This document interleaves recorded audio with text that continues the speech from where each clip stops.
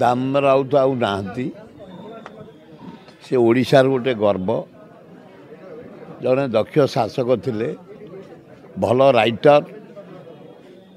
तांको डिबेट गुड़ी अति चमत्कार लगे विधानसभा रिप्लाई बढ़िया लगे हेल्थ डिपार्टमेंट जदि मोडिफिकेशन किए करते दाम राउत पंचायत राज को रिअर्गानाइज करते दाम राउत जड़े मेड़ापी लोक थे स्नेही लोक थे आम एकाठी दी जन जहाँ 77 मसीह विधानसभा को आसलु आम गोटे बढ़िया ग्रुप थिला अशोक दास तार नेतृत्व नौले प्रफुल्ल घड़ई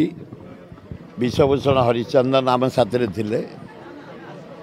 विजय से इलेक्ट होते विजय महापात्र 80 आसिले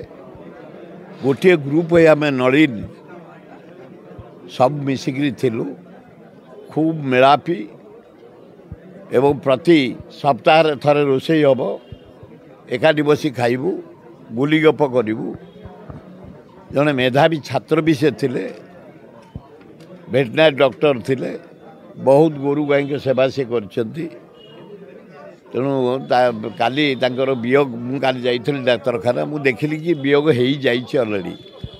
जेहेतु डॉक्टर मु नुह मु रोगी देखी देखी पिला दिनु देखीदे जना पड़ी कहीदेवी